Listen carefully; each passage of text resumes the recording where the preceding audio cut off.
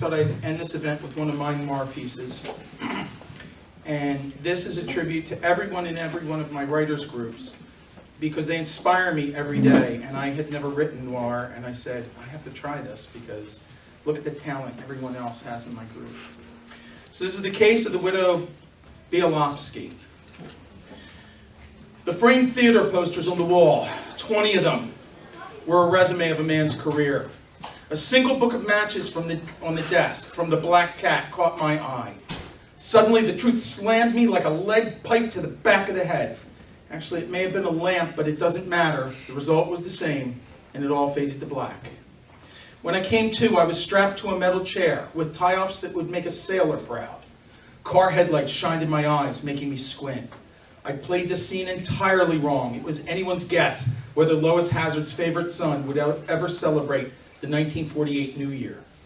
I recognized the over-applied perfume belonging to one Betty Jo Bialofsky, widow of the recently deceased Gerald Bialofsky, and not coincidentally, my latest client.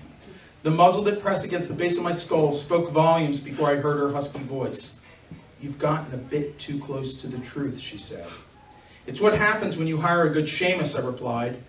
There'd been something suspicious about our first meeting, but the money had made me look past that little warning voice in my head. A beautifully veiled woman in black, mourning her husband, wanting me to look into his death. There was a chance, I thought, for good pay, and maybe a bonus. "I heard you were washed up, that you were good before." Before was the placeholder for before the shooting, and before the drinking. It's hard to live up a reputation, or live one down.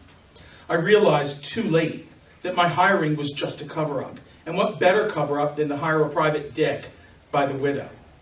"How did you figure it out?" she coughed from her just-lit cigarette. Little things like that. The cough.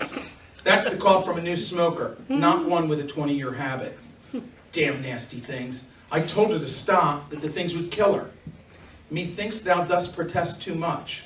She walked around to face me, dressed in morning black, veil to toe, the same as each time I met her. "And the perfume," I continued. "The first time it was just a hint. The second time, overwhelming. Like someone who hadn't had years to figure out how much to use, or was using it to distract.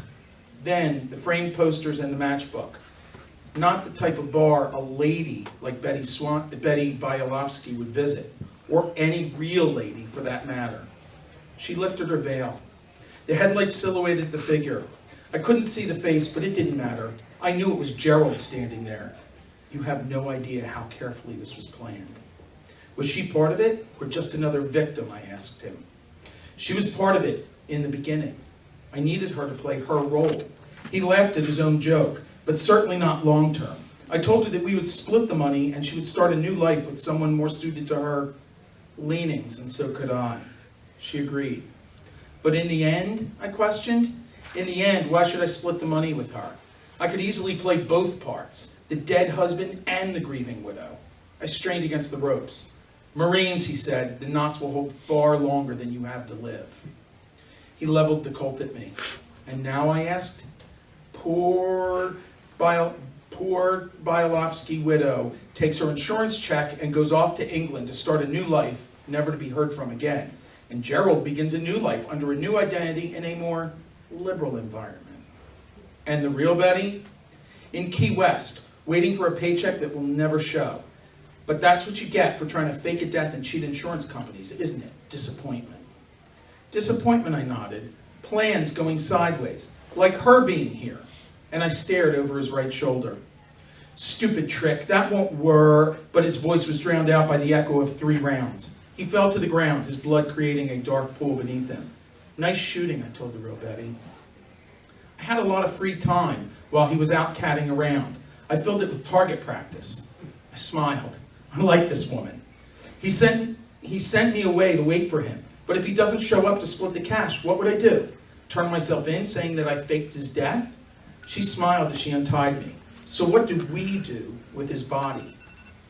I rubbed my wrists where the tight ropes had chafed it. "It seems to me that the insurance company believes he fell overboard. I say that it was just delayed, and I can still feel good about confirming that, as long as I get, 15%? After all, you did hire me." "And saved your life," she said. which wouldn't have been in danger if not for you. Tomato, tomato.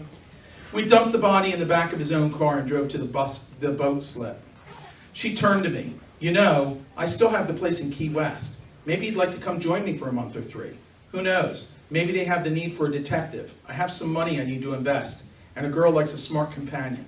Now that's the kind of bonus I'm talking about.